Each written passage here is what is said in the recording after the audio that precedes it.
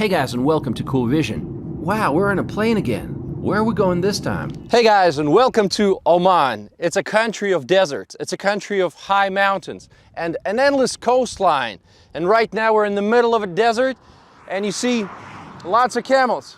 Typical landscape. Now, shepherds are actually driving land cruisers. That's the way they do it in the 21st century. So, let's start the trip. It's not always that I visit a country and immediately like it so much that I want to recommend it. Well, this was my impression of Oman, so let's begin. Watch till the end and you're gonna find out if I survived the water cave. Okay, where is Oman? Oman, or officially the Sultanate of Oman, is situated on the southeastern coast of the Arabian Peninsula and shares land borders with Saudi Arabia, the United Arab Emirates, and Yemen, while sharing maritime borders with Iran and Pakistan. The coast is formed by the Arabian Sea on the southeast and the Gulf of Oman on the northeast. The coastline is enormous, 3,165 kilometers. Also, Oman has two exclaves. Over here, they are surrounded by the UAE. Oman is the oldest independent state in the Arab world, with a long, complicated history involving the Portuguese Empire dominating the region around Muscat between 1507 and 1650, and the Ottoman Empire occupying Muscat between 1581 and 1888, but neither of them controlling Oman in its entirety. From the 17th century, the Omani Sultanate itself became an empire. At its peak in the 19th century, Omani control extended to Iran and Pakistan, and as far south as Zanzibar. In 1832, Said bin Sultan even moved his capital from Muscat to Stone Town in Zanzibar. The story of modern-day Oman starts when in 1970, Qaboos bin Said seized power from his ultra-conservative father in a bloodless coup and began a liberalization and modernization program. Sultan Qaboos opened up the country, embarked on economic reforms, spending oil revenue on health, education, and the country's infrastructure. When he came to power, Oman had just 2 kilometers of paved roads. Today, it has one of the best road networks in the world. So, let's begin our tour of Oman from its capital city, Muscat. The city is served by Muscat International Airport, located some 30 minutes away from the city. Upon arrival, it's a good idea to rent a car at the airport because it's the best way to explore the country, because public transportation is almost non-existent. There's going to be a number of rental companies to choose from. I rented a Mazda 6 for $48 a day. Later in the video, you're going to find out if that was a good idea. Muscat is the nation's capital and largest city with a population of 1.3 million people. It sits on the Gulf of Oman, surrounded by mountains and desert. It mixes modern high-rises and upscale shopping malls with the cliff-top 16th century Portuguese forts looming over Muscat harbor. Oman does not have skyscrapers. It's forbidden by royal decree, which I think is great because the beautiful Oman landscape doesn't get spoiled by them. Restrictions on building height require the vast majority of new structures to be no higher than 40 meters. Muscat stretches along the coast for 50 kilometers and it's made up of several districts like Matra. It's an old historical district, probably the most recognized part of Muscat. This is where you find such landmarks as Matra Corniche, which is a 3-kilometer long waterfront promenade lined with restaurants and enticing markets. And it gets a lot of tourists. And actually, this is where the cruise ships come to anchor. And in 2023, they're expecting as many as 50 different cruise ships, bringing over 150,000 visitors just from the cruise ships alone. Matra Souk is one of the oldest markets in the Arab world. Walk around, take pictures, bargain, drink some coffee, and talk to people. And don't forget to smile.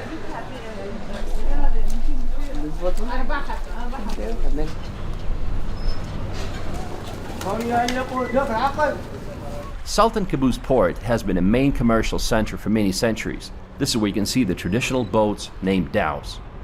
If you want to get a good view of the Corniche, go to Matra Fort. It was built by the Portuguese during their occupation in the 1580s. Matra Fort was a sturdy defensive structure against attacks from the rampaging Ottoman army. But it's just one of a number of forts built here. Another attraction in this old part of Muscat is Al Alam Palace. It's one of the 6 residences of the Sultan. It's over 200 years old and it was built under the watch of Imam Sultan bin Ahmed. Now, in 1972, it went through a renovation to become a royal residence. You're still not allowed to go inside, but you're welcome to come to the gate and take some wonderful pictures. While you're here, you can visit Oman National Museum that was opened in 2016. It's incredible, and you're going to learn a lot about Omani culture, history, and heritage.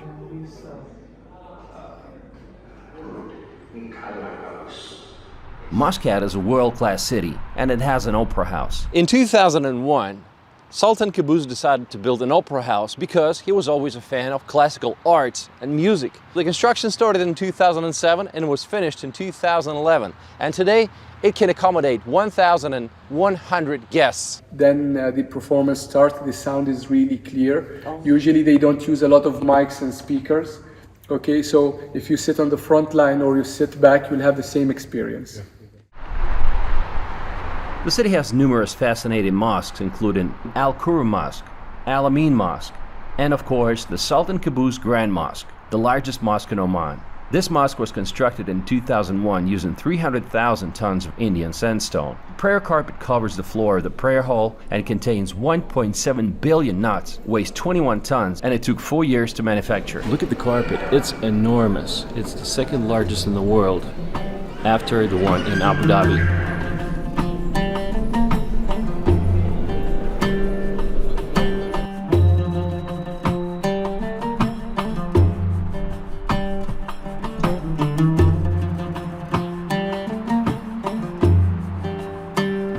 Getting from one part of the city to another is easy, and the traffic is not too bad. Sultan Qaboos Street is a major highway in Muscat, following the coast, and it can take you all the way to the airport.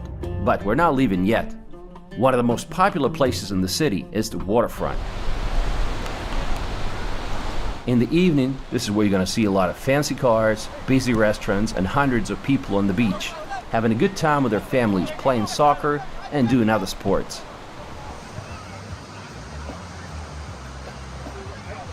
Great vibes, endless beach, and lots of dining options. What else do you want? Everything is nice and clean. You want to know why? Because it's going to cost you dearly if you decide to throw garbage. Hey, if you throw some garbage, the fine is $260. If you spit, the fine is $55. That's going to teach you a lesson. Now, let's talk to some locals. What's your name? My name is Zuleika. And I'm Afaf. Can you name some things you love about living in Muscat? We try to preserve the heritage. The tallest building is 11 floors, I think, and that's surprising for me because that's something unique that we don't have tall buildings, and we try to preserve our heritage over here. It's all, you can see the past and the future both in one place. And I actually also like how nature is very... They embrace their nature. Yeah. Like, if you want to spend time with your friends, come to the beach. We're just doing this right now. Right after school. Yeah. We're enjoying our time, just looking at the nice view. It's a very nice opportunity for us to just collaborate together and enjoy the view. It brings families together. You speak very good English. Yeah. Oh, thank you. Where did you learn English? Yeah, we go to international school actually. Oh, okay. Yeah. Do they teach subjects in English there? Yes, they do. Oh, that's right. So it's like a private school which embraces the English language. We still do learn some subjects in Arabic, but the primary subjects like maths, the sciences, we all learn them in English. Oh, wow. Yeah. That's really impressive. Yes. And I've also noticed you have a radio station in English. Yeah. All right, cool. Thank you very much. Thank you. Enjoy the day. Thank you. Thank you. Muscat is growing fast, and now you have these new modern neighborhoods like Al Mush, which means a wave. It's one of the few areas where foreigners can actually buy real estate. It's a great neighborhood for a peaceful and enjoyable living. Plenty of restaurants, 5-star hotels, a serene beach, an amazing marina, and greenery all around you.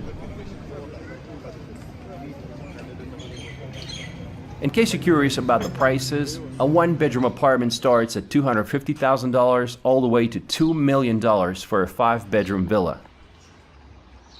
Overall, the city is very car dependent, just like the rest of Oman, but you don't have to drive far to have fun.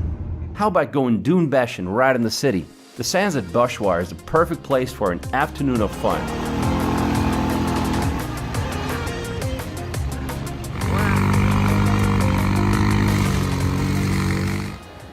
Modern shopping malls are spread throughout the city, including the largest of them, Mall of Oman, that even has a snow park. In Oman, you'll be constantly surrounded by amazing smells, especially in the malls where incense and different perfumes from shops and people are all mixed together. In Muscat, you can actually visit the factory of Amouage, the legendary perfume brand. My parents actually decided to join me on this trip. It was funny because they were on vacation in Fujairah, UAE, which is next door. So in order to get to Oman, they took a taxi to the border and actually crossed the border on foot, carrying their luggage. And it wasn't an easy border to cross because it's really long and it was designed for cars, obviously. And then I had to drive 3 hours from Muscat to the border with UAE to pick them up. So it was quite an adventure. Now let's explore the inner part of Oman. The first town that we're going to visit is the city of Nizwa. We had to leave early because we wanted to make it to the Friday goat market, which starts at 6 a.m. every Friday. And it's a 2-hour drive from Muscat, so we had to leave at 4 a.m. You can tell, my parents were not too happy about waking up so early. Okay, the auctions are about to start, and meanwhile I'm drinking karak tea. It's pretty much as strong as coffee. It's very strong tea with milk. Nizwa Goat Market is a traditional cattle market. Farmers and shepherds from surrounding towns and mountain villages bring their cattle to the market every Friday to be sold in an open bid. The market is basically a small circular pavilion. The sellers bring the cattle early in the morning, usually well before 6 a.m., where they give a chance to the potential buyers to view and inspect their cattle before the bidding starts at 7. Nizwa Goat Market has become a very popular tourist attraction over the past few years. How much? 44. 34? Yeah, 44. Okay, good price, good price. Together. Yeah. Boy, girl.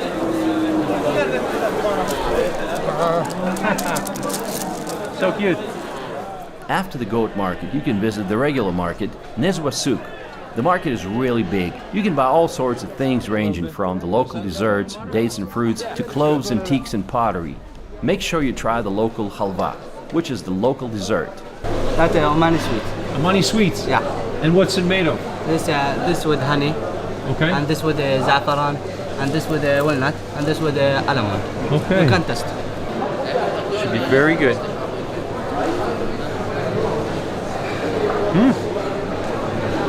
I like it. You guys speak English? No. Not really? Yes. Oh, good. You want to say hi? Hi.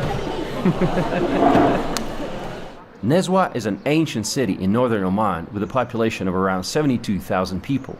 It's strategically located at the crossroads of routes linking the interior with the capital city of Muscat. It's known for its date palm plantations and Nizwa Fort, a castle with a huge cylindrical tower built in 1668 to defend the city's position on a major trade route. Today it is Oman's most visited national monument. Welcome to Nizwa Fort. It was built in 1668 and it's so well protected. No matter which side you try to attack it from, they got special windows for archers, for cannons, and there's a lot of death traps while you're trying to climb the stairs. They can pour some boiling oil on you and make you not want to attack the fort.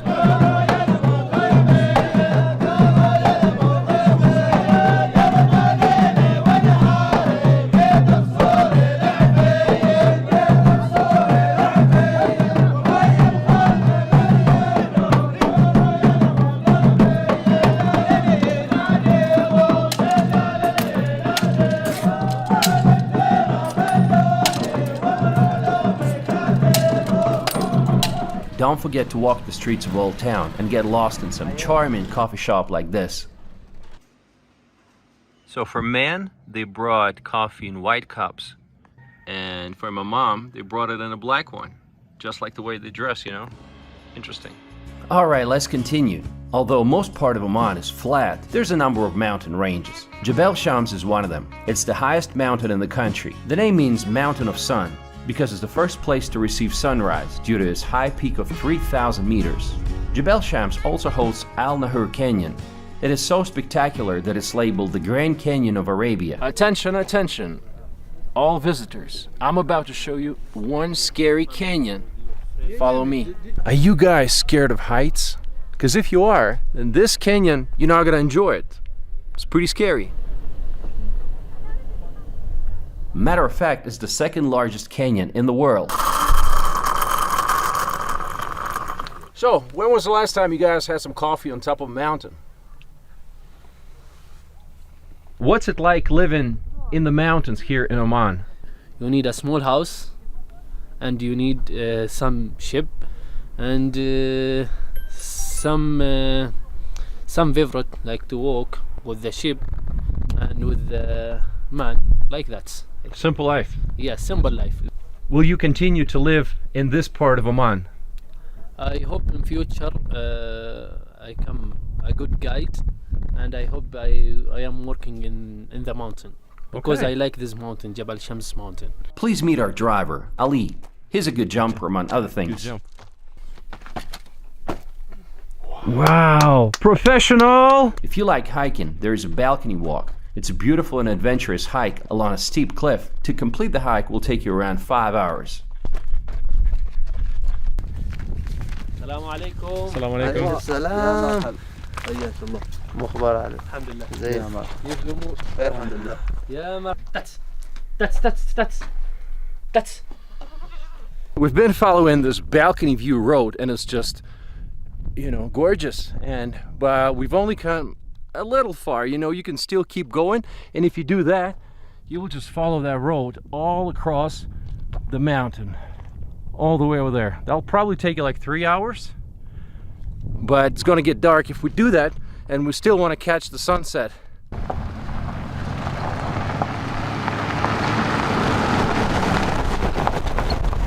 You know, in some places in Oman, it's advisable to have a 4x4 because it will take you basically anywhere. So let's go.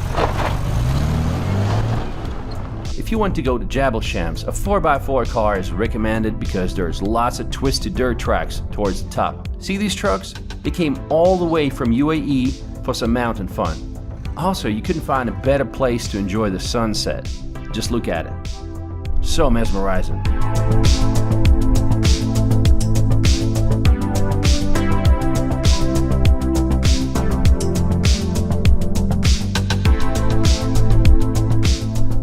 Nearby is Jebel Akhdar, another prominent mountain peak in the region. How's the road? Is the road good? This is good. Why not? Jebel Akhdar, which means green mountain, is known for its unique pomegranates, apricots, and roses.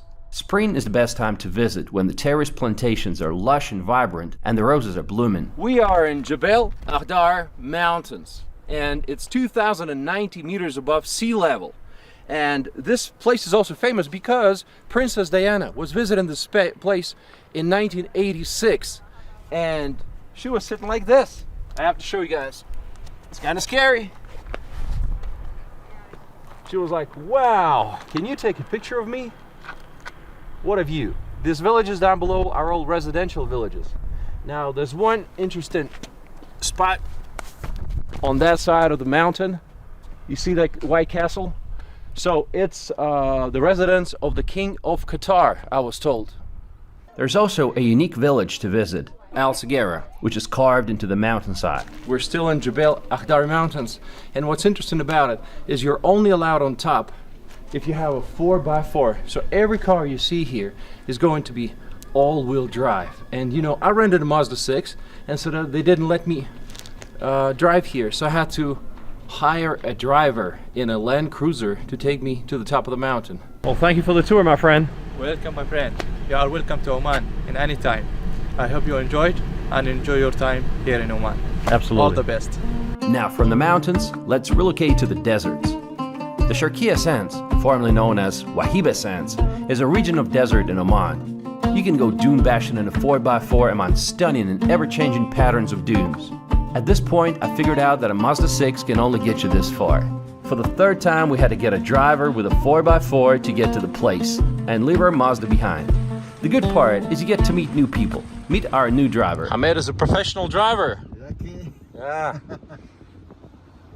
If you need to go through a desert, you call Hamed. He'll take you. All right, let's go dune bashing.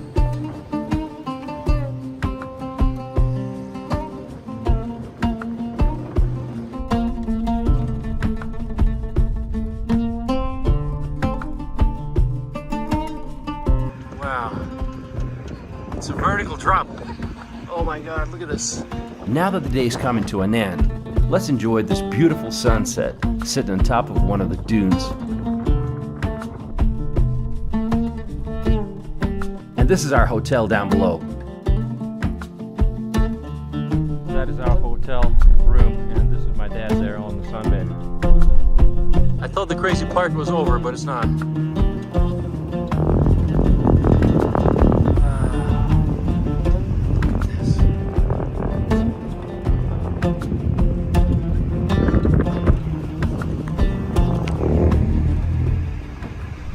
There's a number of desert camps like this to stay for the night.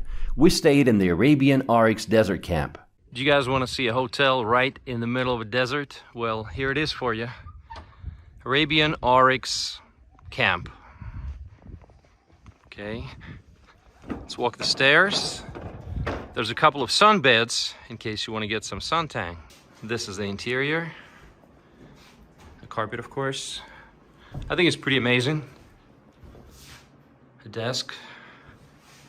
And then you got a panoramic view so you can watch the camels walking by. Why does the hotel have oryx in its name? Because oryx is a national animal of Oman, and you can still find them in the wild. They're so pushy. This one clearly tried to hurt me.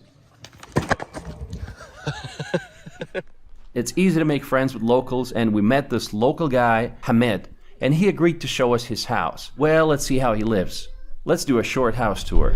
Here we are in a village.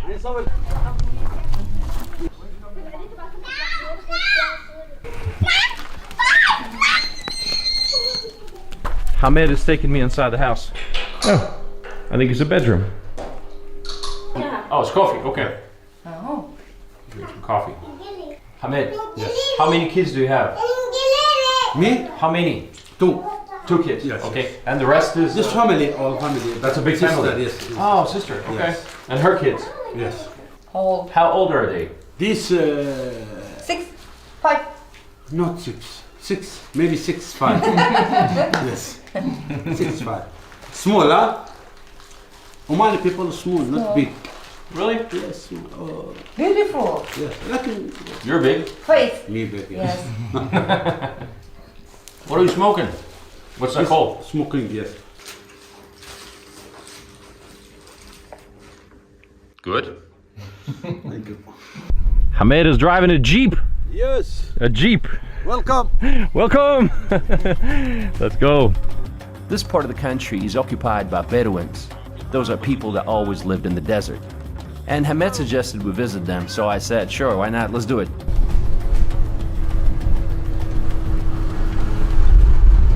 We are still in the desert and we have come to visit the Bedouins. Bedouins are the people that have always lived in the desert. So, it should be fun. بعدها ما ذهب لا توه ما ذهب بعدها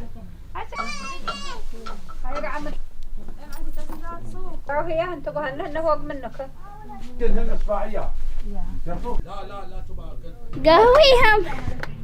It's good girl. Coffee. Of course she is. Yeah. Okay. Thank you very much. 1 second. أمي حرام مصحك. Good job.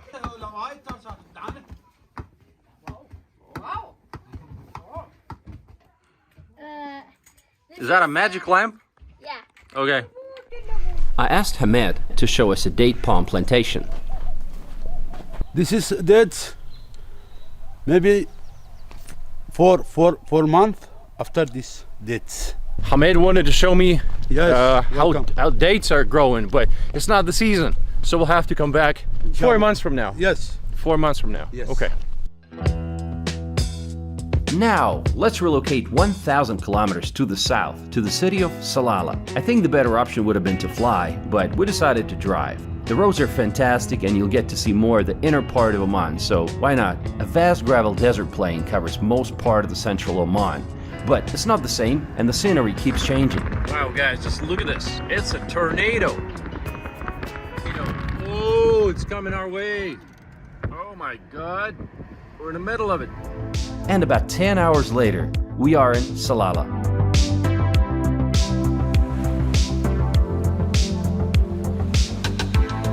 Salalah is the largest city in the Dhofar province in the south of Oman, with a population of over 200,000 people and the metro population of 440,000 people.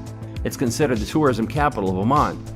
Salalah is famous for its incense and frankincense, and it's abundant with tropical coconut trees as well as banana plantations, Arabian Sea beaches, and waters teeming with sea life. Salalah attracts many people from all over the Persian Gulf during the monsoon season, known locally as Harif season, which spans from June to September. Kharif is an Arabic word for autumn. The Kharif season transforms this area into a lush green landscape and creates seasonal waterfalls as a result of monsoon winds from the Indian Ocean, leaving the summer air saturated with cool moisture and heavy fog. Summer temperatures range from 20 to 30, which is relatively cool compared to other parts of the Arabian Peninsula. We were visiting in February, which is considered dry winter season. The weather was mostly clear, no rain, and plenty of sunshine. What are the major sites of the city? Sultan Qaboos Mosque is the largest mosque in Dhofar region. The mosque is located in the city center. It's a real display of Islamic architecture. The prayer hall is wonderfully decorated with chandeliers, green carpet, and wall patterns. Next thing to do is hit the beautiful beaches. My favorite one is Moxale Beach. Wow, this beach is incredible. It's called Moxale Beach and it's 7 kilometers long. It has this beautiful turquoise water and it's really, really enjoyable. It's 30 minutes away from the city. It's an enormous 7-kilometer long beach, one of the best ones that I've seen in my life. Too bad drones are not allowed to show the scale. Yeah, in Oman, drones are not allowed. I see crabs all over the place. So many of them, wow. Running away like cockroaches, look at that.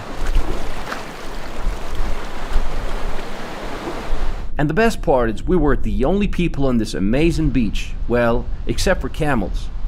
Even when we stopped for lunch at a local restaurant, we were still the only ones. Lovely. It's a specialty in Oman, and this fish is called to hamoon in Arabic, but in English is whitefish. Whitefish. Yeah.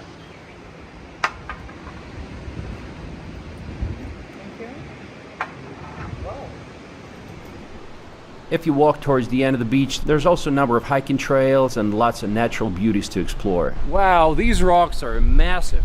Are they safe? I don't know, but looking at this one makes me feel they're not very safe. See, if it falls on your head, you're gone. Wow. The city beaches are also fantastic. We visited Al Hafa Beach early in the morning to enjoy the sunrise. The fishermen seem to be staying busy. I saw them catch fish one after another. Ooh. Good catch. Good catch. Show me.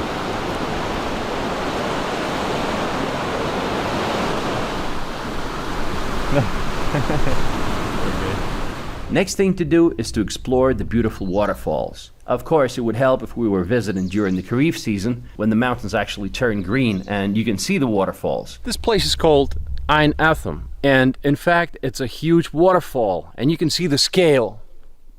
Wow. But it's not available in January, because it's not the monsoon season. But if you come here from June till September, you're gonna see it and enjoy it.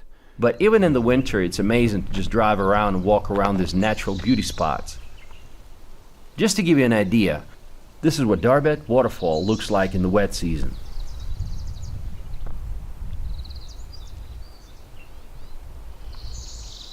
Make sure you visit the Frankincense Land Museum, which recounts the city's maritime history and role in the spice trade.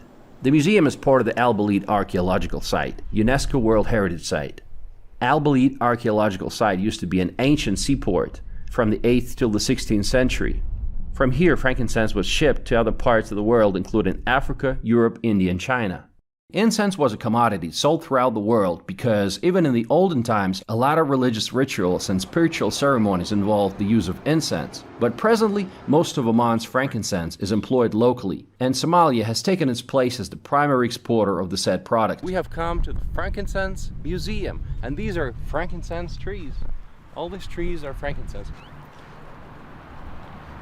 They don't have any specific smell. Okay, I guess you have to prepare it somehow. The port of Salalah is the biggest employer in the region, one of the world's largest, busiest, and most efficient container terminals. It is viewed as the region's best located port for access to the Middle East, Indian subcontinent, and East Africa. Salalah is growing fast. The Salalah Free Zone, situated right by the port, is emerging as a new center for heavy industries in the Middle East. Hello, my friend. How are you? I'm good. Show me what you're doing. There's a number of souks, or markets.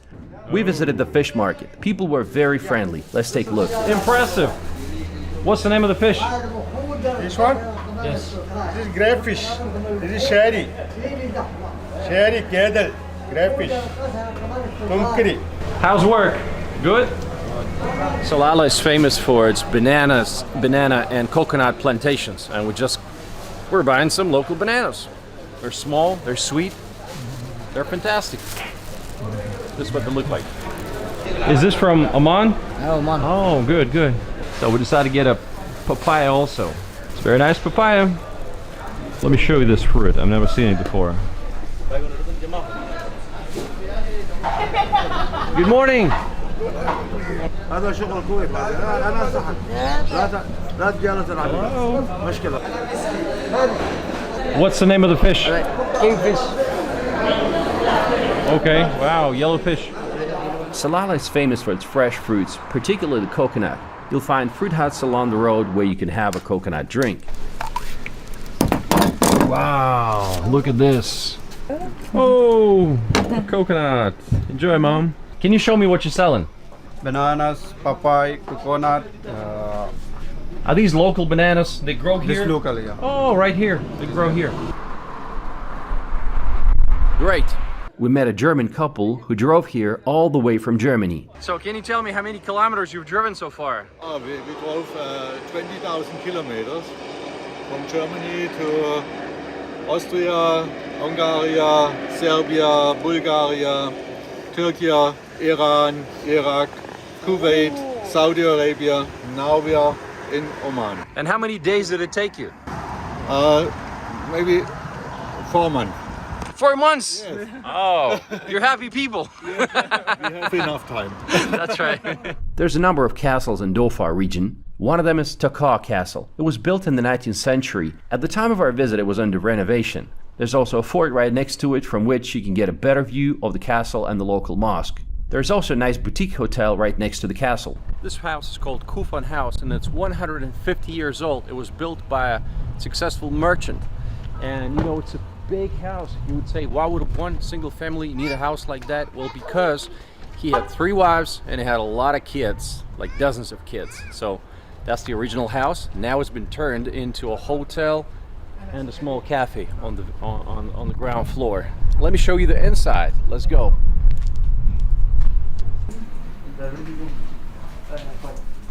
Five in the one floor. Wow, we're gonna see a secret room, guys. If you're thinking about going on a boat trip or a fishing trip, come to Hawana. It's a very modern area of Salalah, consisting of numerous hotels and apartments for rent. It's a beautiful day. It's a growing tourism destination with more than 7 kilometers of beautiful sandy white beaches. There's also a marina and a water park. Properties are available to all nationalities. In case you are curious, a 2-bedroom villa goes for $330,000. Malls and markets are the centers of the city life. This is where you find all the people. Guess what Salalah reminded me of? Miami, Florida. Why? Because so many similarities. It's a car-dependent city with great beaches and tropical weather.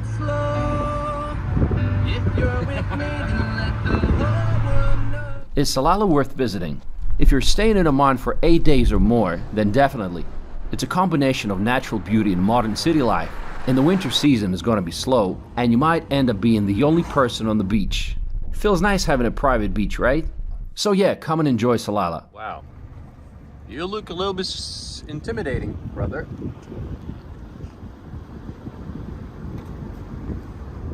On our way back to Muscat, we stopped at Duqm, a port town in the Arabian Sea in central eastern Oman. Once it was a small fishing settlement. Today it's an industrial oil town.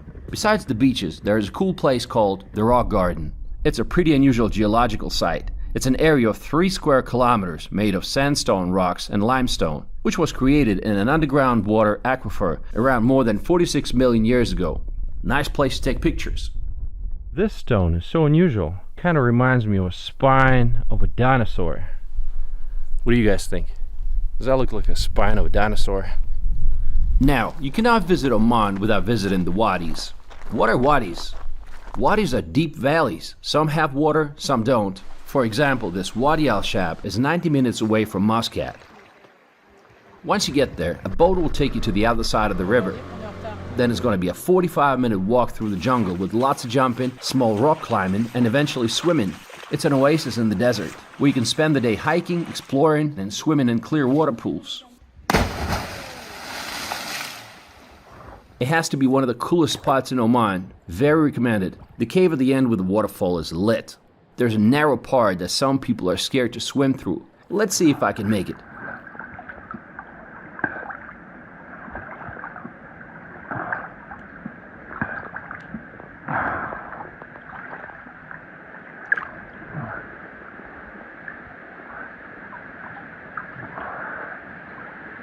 You guys scared to go inside? Let's do it.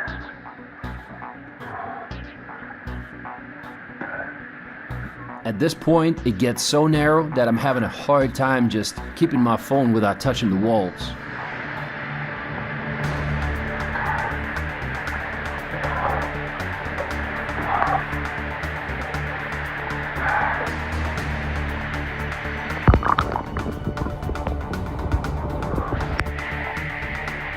Whew, I've made it.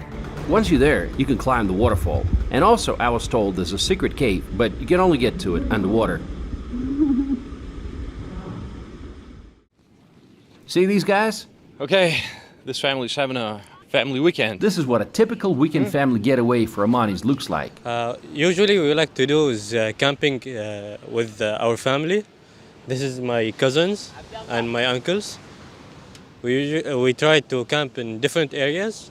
This weekend we came here to Bama, near the beach, and we will be camping here till tomorrow. We do everything. We cook food, play games, have some talks, catch up, everything we do here. I study in German University in Muscat. I'm studying German, just started studying German, and I speak English and Arabic. Very nice. Anyone going swimming today? No, it's actually a bit cold for us. Okay. Yeah. And it's 24 outside, right? Yeah, it's about 24. Okay. We usually, in June, like, it's 40 to 50. Oh, okay, yeah, much warmer. Yeah. Okay, well, thanks a lot. Welcome. Pretty simple. Stay on the beach, cook some food, eat some watermelon, and have a good time. There's another wonderful city that I suggest you visit. Welcome to the city of Sur. Sur is a port city on Oman's eastern tip. Oman has a long tradition of shipbuilding, as maritime travel played a major role in the Omanis' ability to stay in contact with the civilizations of the ancient world. Sur was one of the most famous shipbuilding cities of the Indian Ocean. We are in the city of Sur, and the city of Sur is famous for its shipbuilding industry. There's a shipbuilding factory, there's a shipbuilding museum, and this is one of the traditional boats, local boats. And it seems to be in pretty good shape. I wonder if we could use it to go back to Muscat. They built all kinds of ships, like Al-Ganja, which takes a whole year to build, Sunbuk, Al-Badan, and many others. In the city center, there's a fort with 4 defensive towers and a courtyard. Ever heard of Sinbad the Sailor? Sinbad the Sailor is a key character in the 1001 Nights. It's been said that the city of Sur was the home of this legendary sailor. Hallo, ich komme aus Österreich und begrüße Sie hier in Oman und wünsche noch eine schöne Zeit. Good. Thank you. That was a tourist from Austria. I told you there's a lot of tourists from all over the world. As you're driving along the coast, you can visit some remote fishing villages. My friends gave me a contact of a local fisherman. Hello. Hello. He took me on a boat trip in the morning, and we got to see some incredible places. I went swimming on some deserted beaches, and we also went turtle watching. It's a turtle. It's swimming. Yes, there it is. You're gonna see some turtles, if you're lucky, and you're gonna enjoy the scenery and the sea. Altogether for 2 hours, it cost me around $30. Pretty amazing. What's it like driving in Oman? Fantastic. Oman's roads are the 10th best in the world, according to World Economic Forum. Maximum allowed speed is 120 kilometers an hour, which is fine, but when you're driving in the middle of an endless desert, I wish it was higher. Make sure you pay attention to the road signs, like this one. It says sand dunes, and it's no joke because the road can be covered in sand in no time. So better slow down, my friends. Or this sign, camels. You might think it's nothing serious, but I've seen a camel hit on a highway by a pickup truck. I'm not sure how the camel ended up on the highway, but it certainly is a possibility. Now, what kind of car should you rent in Oman? A regular sedan or a 4x4? If you want to be able to drive anywhere, in the desert or in the mountains, sure, knock yourself out and get yourself a 4x4. It's more convenient, of course, but it's more expensive and you wouldn't have so many people interactions. Is gas expensive in Oman? Premium gasoline, or what we call 95 in Europe, is 62 cents a liter, or $2.3 per gallon. When it comes to economy, Oman had a GDP of $379 billion in 2018. Petroleum is responsible for 50% of that. Oil extraction began in 1967, and today Oman has oil reserves ranked 23rd globally. Agriculture produces dates, limes, grains, and vegetables. But with less than 1% of the country under cultivation, Oman is likely to remain a net importer of food. Dates represent 80% of all fruit crop production. Oman's estimated production of dates in 2016 was 350,000 tons, making it the 9th largest producer of dates. The local currency is called the Omani Rial, and it's actually 2.6 times stronger than the US dollar. So don't get surprised when you exchange $100 and you get 30 in return. Like the rest of the Persian Gulf, Oman has one of the hottest climates in the world. Oman receives little rainfall, occurring mostly in January. And guess what? We happened to be there in January and we got to see the rain. Oman is characterized as a high-income economy. There are many fringe benefits of being a citizen of Oman. Let's talk to the locals. As a resident of Oman, what are the benefits you receive from the government? You know, kids, we get facilities from government that the government schools are like free. So in terms of education and in terms of medical care, we have free medical care also, and it's that covered as a citizen. And as my friend said, that the education is actually goes from kindergarten till the college or university, whatever subject you use to study, it's covered by the government. And they support us also in terms of facilitating the land for us, like if they give us a land in certain areas to build our houses. And how big is the land lot? 600? Yeah, 600 square meters. Yeah, Okay. that's the standard size. And it's got to be close to where you live? Yes. Okay. Yeah. And if you have like some animals, cows or something, then you get land for farming also. Oh, okay. Yeah, this is if you have. Yeah, that's the option. Yeah.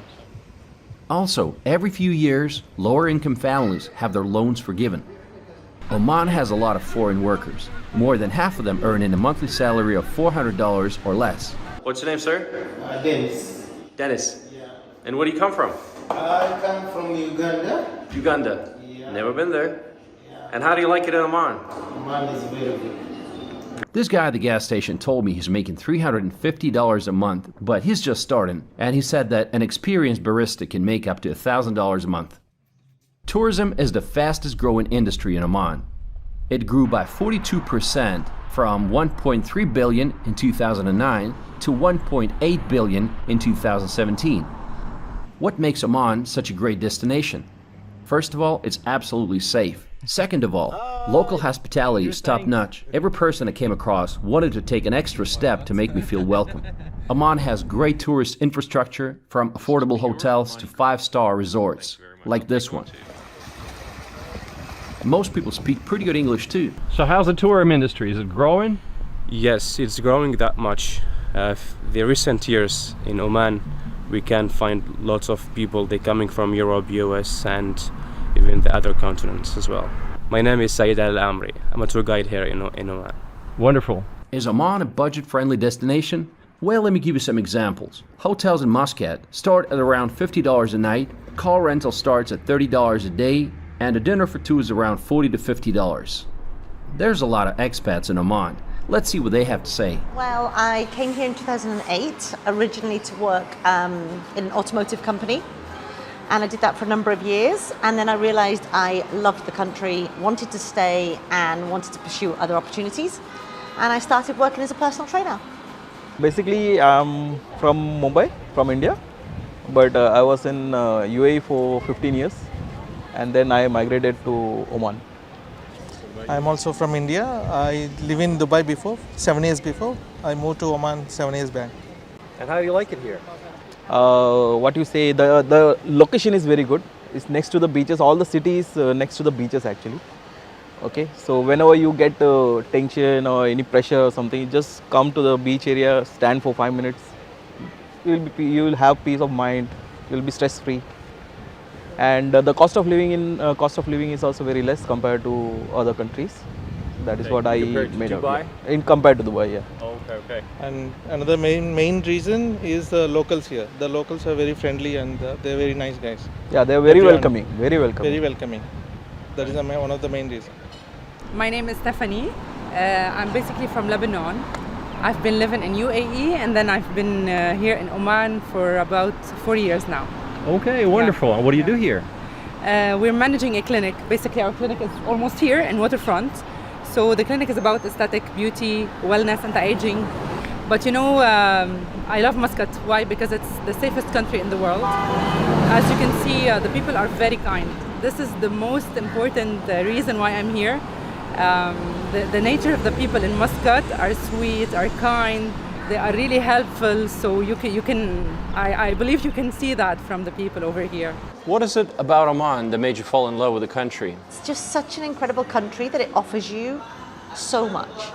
I love to be outdoors. I really enjoy being able to get up in the morning and go for a nice hike. You've got beautiful beaches, you've got mountains, you've got wadis, you've got the desert, then you've got stunning sort of water sports. You can go boating, snorkeling, diving. You know, it's all there. It's all there. I've crossed the desert on a camel. Wow. You know, for some people it's like a bucket list thing. It's something that they will travel, you know, so far to be able to do and hope that you can do. And we have it here every year. Yeah, we're really fortunate. What's the food like in Oman? First, I was surprised to see people eating food with their hands when I walked into one of the gas stations. But then I learned this is how the locals eat food outside of large cities. Our friend Ali took us to one of the popular local restaurants. We tried some local dishes including camel kebabs, that is marinated camel meat grilled on skewers. It was great and delicious. Let's see what was on the table, or rather on the floor. You're sitting on the floor.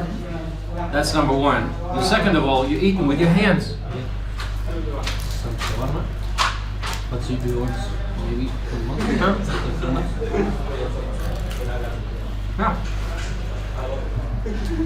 Of course, in modern restaurants in Muscat, you don't have to sit on the floor. This is a traditional celebration dish called shua. And it's made with marinated meat that's been roasting for hours, for up to 6 hours in an underground fire pit. So it's supposed to be extremely tender. And it's served with Kabuli rice. So let's dig in. Kawa means coffee in Arabic. Omani kawa is usually mixed with cardamom powder. Just like dates, it is an essential part of the Omani hospitality. At many hotels you'll be offered Omani coffee. And with that, you'll get some dessert. And that would be dates, because Oman is famous for its dates. Here they are, great dessert, let me have one. Omani society is pretty conservative, so as a visitor, you gotta respect that. You gotta dress accordingly. I love wearing shorts in hot weather, but in Oman, it's better to wear pants when in public places like malls or restaurants. What about politics? Oman is an absolute monarchy, with the Sultan's word having the force of law. According to Oman's constitution, Sharia law is one of the sources of legislation. Sharia court departments within the civil court system are responsible for family law matters, such as divorce and inheritance.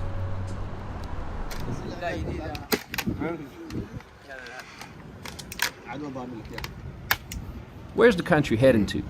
Qaboos bin Said was the Sultan from 1970 until his death on January 10, 2020. He died childless, and he had named his cousin, Haytham bin Tariq, as his successor in a letter. Sultan Haytham was 65 on his accession. As head of Omani's Vision 2040 initiative, Sultan Haytham has been heavily involved in efforts to make the country less reliant on oil and gas exports for revenue.